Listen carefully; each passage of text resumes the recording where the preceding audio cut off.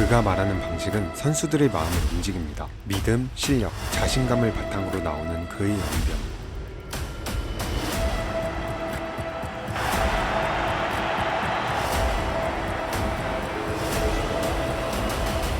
언변의 마술사라고 불리는 포스테코글루, 지금 시작하겠습니다.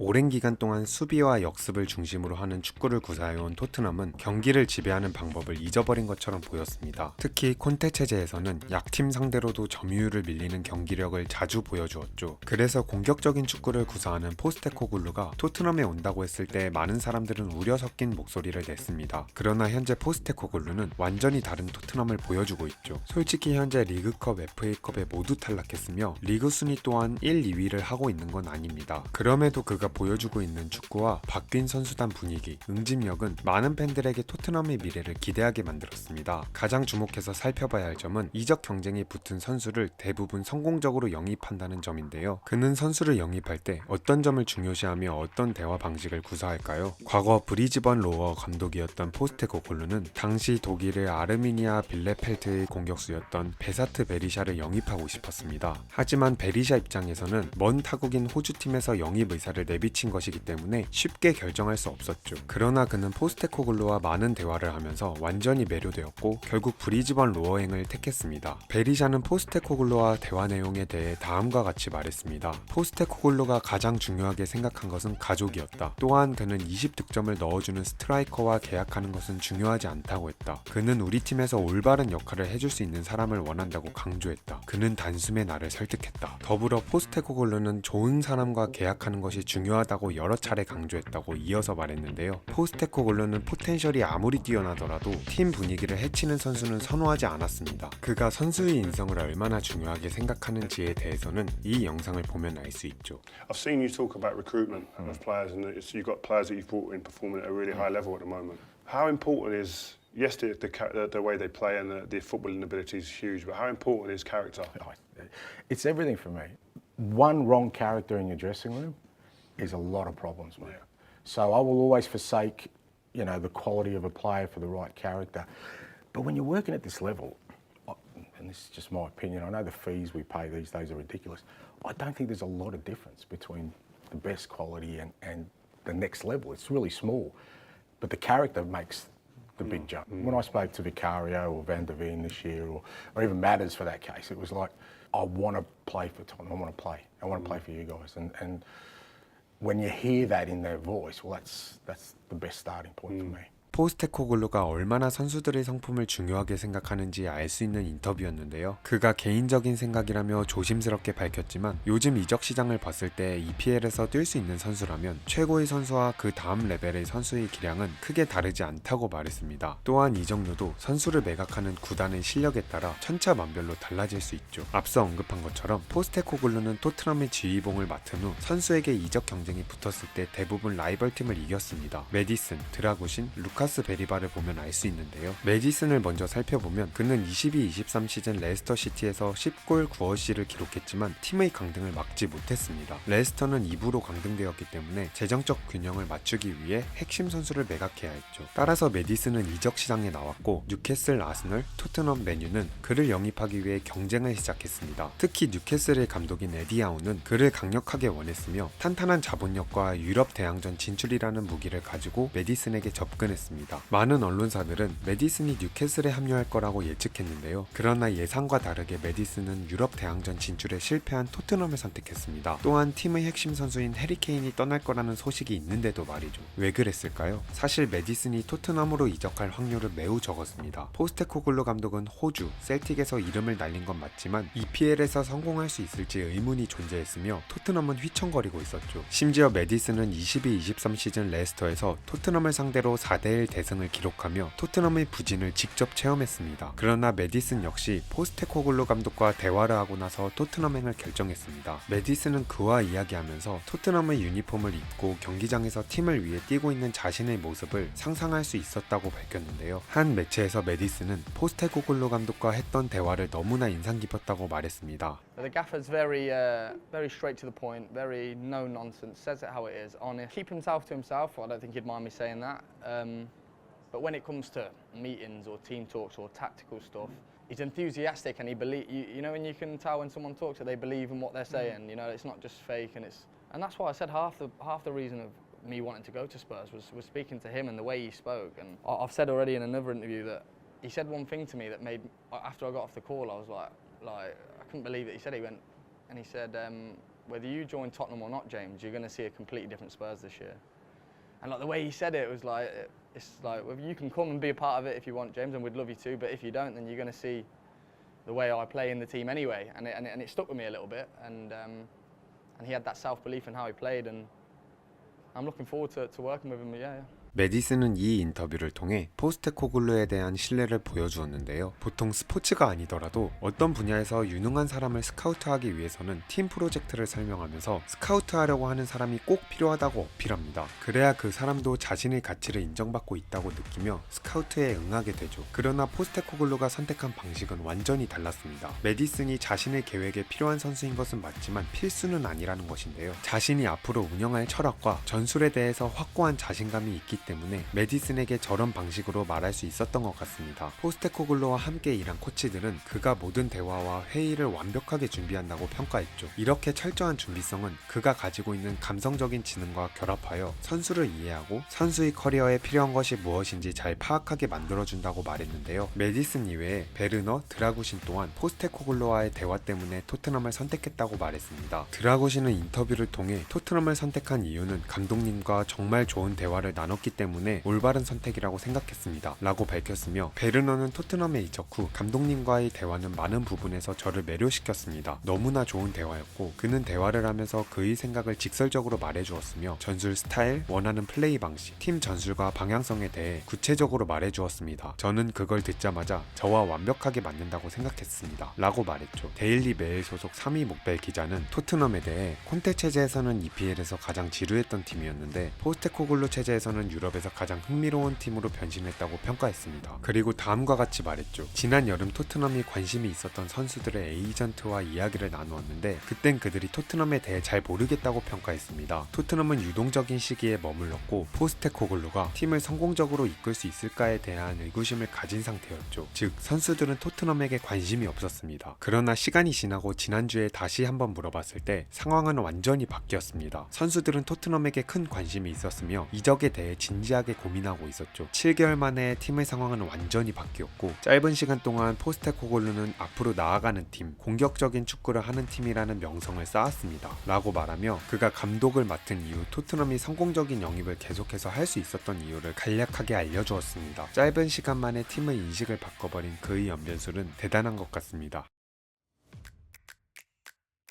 최근에 한국 축구에 큰 사건이 터졌었죠. 바로 선수단 내부 불화설입니다. 이에 대해 간략하게 다룬 적도 있는데요. 이 문제에 대해 가장 답답했던 점은 선수를 보호하기 위해 움직여야 하는 축구협회가 오히려 사건을 공론화시켰다는 점이겠죠. 감독 선임 과정과 협회장의 독단적인 결정 등 먼저 다뤄야 할 사안은 제쳐두고 선수단 불화를 먼저 다룬 건 정말 큰 문제입니다. 다시 본론으로 돌아와서 이 사건에 대해 포스테코글루 감독이 답변한 적이 있는데요. 한국 선수들의 불화설에 대한 질문 포스테코글루는 그 문제를 해결해야 할 당사자는 KFA이며 구체적인 상황은 잘 모른다고 답변했습니다. 제 개인적인 생각입니다만 포스테코글루는 문제에 대한 상황을 대부분 인지하고 있었을 거라 생각합니다. 앞서 언급했던 것처럼 그는 얕은 지식이나 정보만으로 인터뷰에 응하지 않죠. 이렇게 생각한 이유는 그와 일했던 많은 스태프의 증언도 있었지만 그 다음 인터뷰를 보면 알 수 있습니다. Sonny being a leader, and I think when you're a leader, sometimes you get in the firing line. 라고 하며 손흥민이 당시 상황에서 어떤 행동을 했는지 알고 있었는데요. 또한 이어서 탁구 사건에 대해서는 잘 모르고 구체적으로 이야기하고 싶지 않다고 말하면서 손흥민은 그 상황에서 리더십을 잘 보여주었다고 했습니다. 저는 여기서 가장 인상 깊은 말이 떠오르는데요. You know, leadership's not about being popular or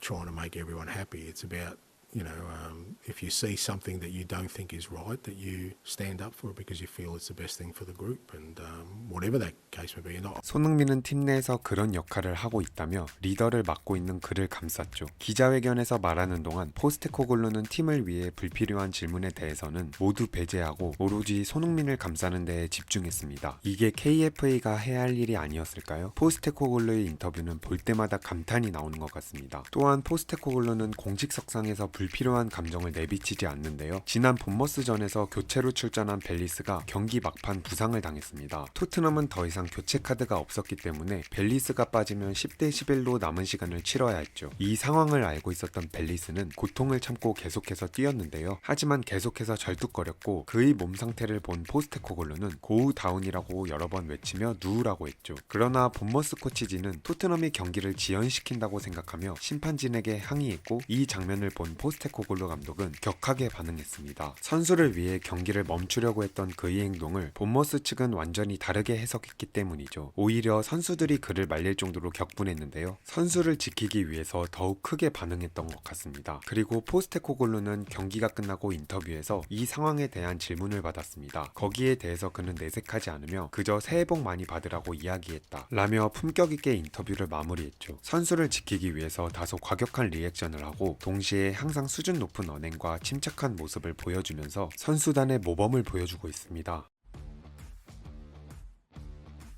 어떤 분야든 최고의 자리에 오른 사람을 보고 배우는 건 당연합니다. 그렇기에 멘토가 있는 것이겠죠. 따라서 함께 같은 리그에서 최고의 활약을 보여주고 있는 맨시티의 펩 감독을 보며 배우고 따라하는 건 자연스러운 것입니다. 그러나 인터뷰 같은 공식석상에서 포스테코글루는 펩의 전술을 베꼈다 라는 주장을 들었을 땐 기분이 마냥 좋을 순 없습니다. 포스테코글루 감독은 잘하는 감독의 전술을 보고 공부했더라도 분명 자신만의 스타일로 새로운 축구를 보여주고 있죠. 하지만 포스테코글루 감독은 자신을 향한 어떠한 가십거리에도 부정적으로 반응하지 않으며 오히려 유쾌하게 넘어가는 센스를 자주 보여주는데요. 이 영상을 보면 과거 게리 네빌이 포스테코글루가 풀백을 활용하는 방법이 맨시티 스타일과 비슷하다며 비판했지만 다른 인터뷰 자리를 통해 그는 너무나 재치있게 받아쳤습니다. Something you work with, not trying to get your secrets. No, see, I'm just copying Pep, mate.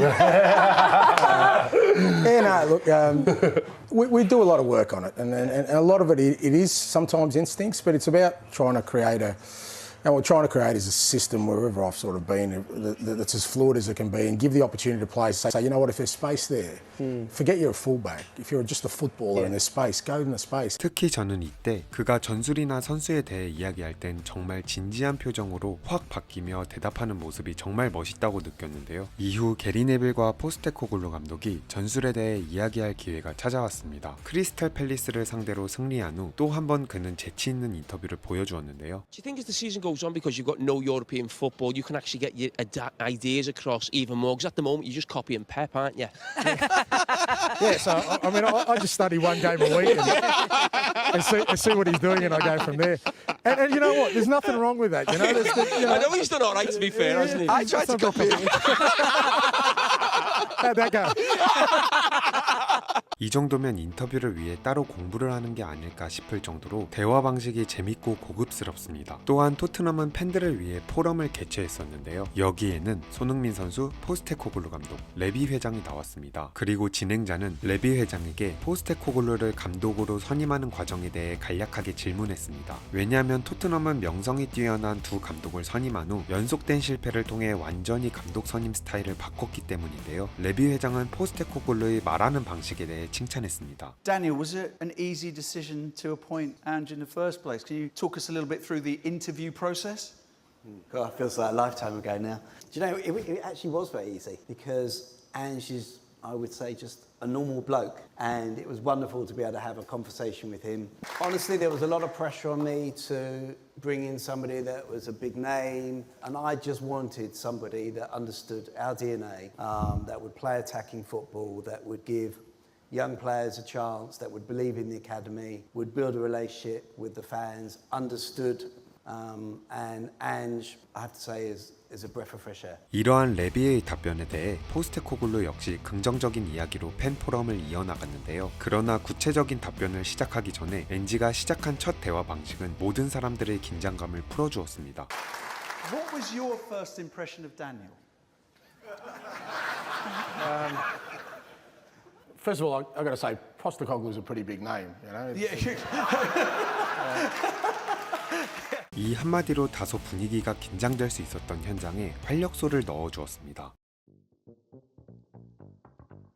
앙제볼 1년차 아직 불안한 요소가 많습니다. 리그 후반에는 B클럽과 3경기 연속 맞붙기 때문에 챔피언스 리그 티켓을 딸 수 있을지는 미지수이며 영상 초반에 말했던 것처럼 컵 경기는 이미 모두 떨어졌죠. 그러나 EPL에서 공격적인 축구를 구사하면서 유럽, 아니 전 세계를 놓고 봐도 가장 강력한 팀이라고 평가받는 클럽의 리버풀과 아르테타의 아스널이 겪었던 1년차보다 좋은 지표를 기록하고 있습니다. 물론 클롭과 아르테타가 부임할 당시 각각 2015년 10월과 2019년 12월에 부임했기 때문에 여름 이적 시장에서 감독이 원하는 선수를 영입할 수 없는 상황이었죠. 클롭이 리버풀을 맡고 치른 첫 26경기는 모두 전직 감독이었던 로저스가 구성한 스쿼드로 팀을 이끌었으며 아르테타 역시 리그 26경기를 치르는 동안 팀에 합류한 선수는 세드리크 소아레스와 파블로 말이었으며 이들조차도 임시 방편 영입에 불과했는데요. 클롭과 아르테타는 부실한 스쿼드로 많은 경기를 소화해야 했기 때문에 리그 순위는 일찌감치 포기하고 컵 경기에 집중했습니다. 그 결과 이 둘은 첫 시즌에 모두 8위를 기록했죠. 반면에 포스테코글루는 팀에 오자마자 6명이 넘는 선수를 벌써 영입하면서 클롭과 아르테타보다는 보다 나은 상황에서 시작했기 때문에 장기 프로젝트를 빨리 구상할 수 있었습니다. 그러나 아직 그에게 주어진 시간이 너무 적다고 생각하는데요. 클롭과 아르테타도 부임 3년차까지 팀을 완성하지 못했습니다. 클롭은 2018년에 알리송과 반다이크를 영입하면서 비로소 팀을 안정화시켰고 아르테타는 2년차까지 챔피언스 리그에 진출하지 못했으며 3년차에 돼서야 원하는 스쿼드를 점점 완성시키며 우승권을 도전하는 팀을 만들었죠. 이번 시즌 아르테타의 아스널은 2억 유로, 한화로 약 2,900억 원을 사용하며 완전한 팀을 만들기 위해 박차를 가했으며 그 결과 지난 6대0으로 승리한 셰필드전에 출전한 16명 선수 중 13명이 아르테타가 직접 영입한 선수들로 채워지며 진정한 테타볼을 완성시키고 있습니다.